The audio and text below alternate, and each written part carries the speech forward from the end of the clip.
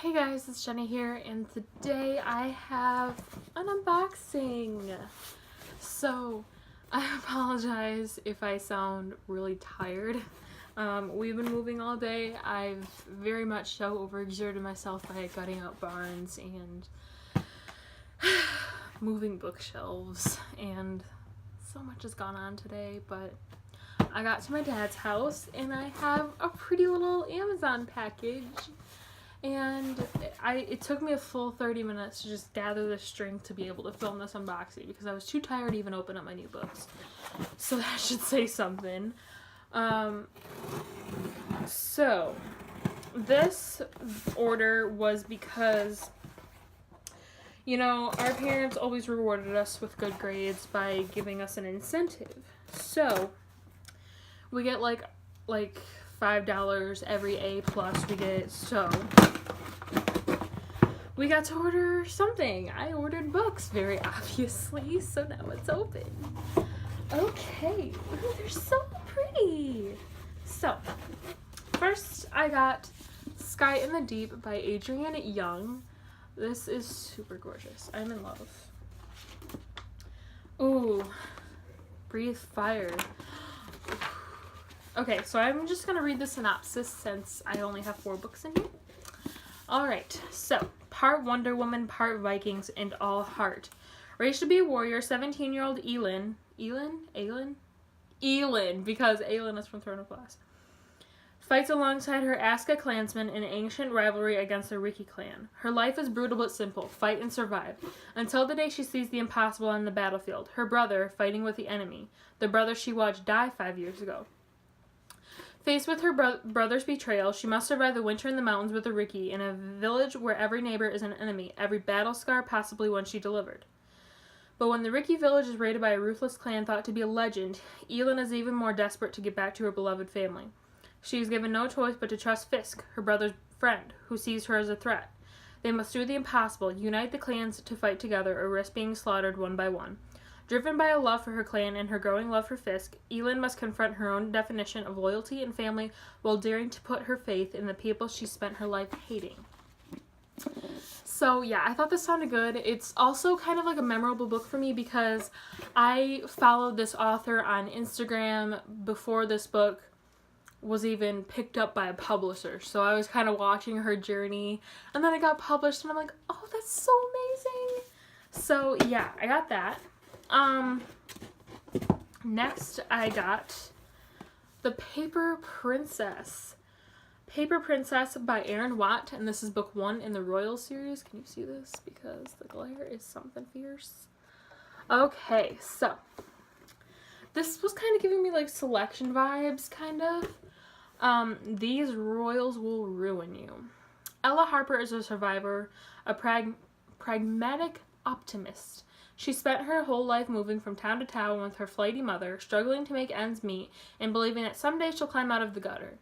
After her mother's death, Ella is truly alone, until Callum Royal appears, plucking Ella out of poverty and tossing her into his posh mansion among his 5 sons who all hate her. Each royal boy is more magnetic than the last, but none as captivating as Reed Royal, the boy who is determined to send her back to the slum she came from. Reed doesn't want her. He says she doesn't belong with the royals. He might be right. And I believe that Sasha Ellsberg read this on her channel and raved about it. I'm pretty sure that's where I heard it from. But I've heard a lot of people picking it up lately. Oh my god, that book is thick. I did not think that book was going to be that thick. Wow. I was not anticipating that. So yeah, the next book that I got is Emergency Contact by Mary H.K. Choi. And I got this because Danielle peer pressured me. She's like, dude, that book was so good. You need to get it. So I ended up ordering it the same day she recommended it to me. Yeah. So for Penny Lee, high school was a total non-event. Her friends were okay. Her grades were fine. And while she'd somehow landed a boyfriend, they never managed to know much about each other. Now Penny is headed to college in Austin, Texas to learn how to become a writer. It's 79 miles and a zillion light years away from everything she can't wait to leave behind. Sam's stuck. Literally, figuratively, emotionally, financially. Relatable. He works at a cafe and sleeps there too, on a mattress on the floor of an empty storage room upstairs. He knows that this is the god-awful chapter of his life that will serve as an inspiration when he's a famous movie director, but right this second, the $17 in his checking account and his dying laptop are really testing him. I just related that so hard.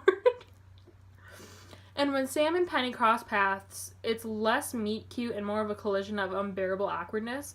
Still, they swap numbers and stay in touch via text and soon become digitally inseparable, sharing their deepest anxieties and secret dreams without the humiliating weirdness of having to, see each other.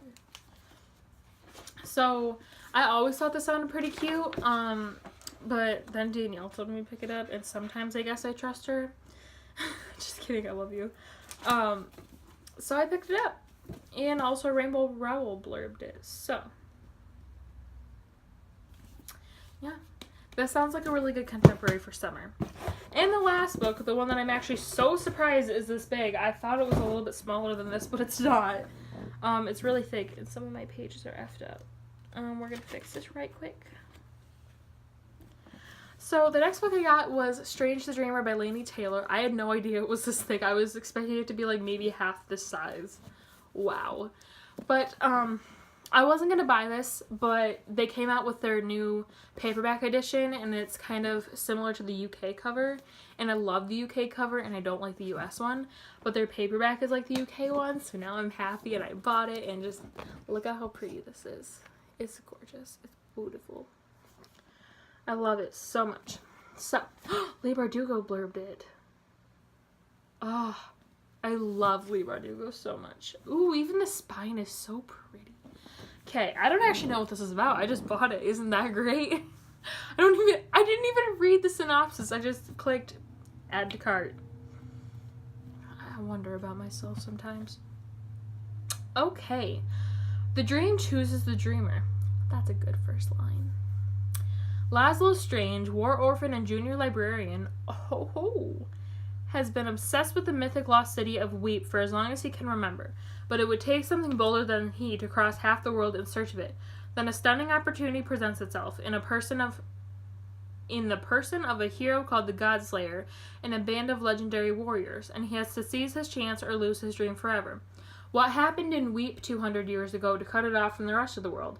What exactly did the Godslayer slay that went by the name of a god? The answers await in Weep, but so do more mysteries, including the blue-skinned goddess who appears in Laszlo's dreams. How did he dream of her before he knew she existed? What?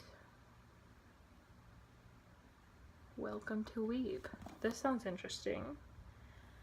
I'm absolutely in love with this cover.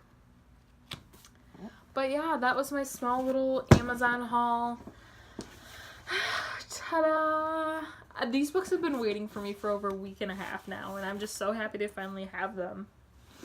And now I get to find a space for them on my already full shelf. Good thing I just brought the other one. But yeah, I almost just said update you guys later, but this is not a vlog.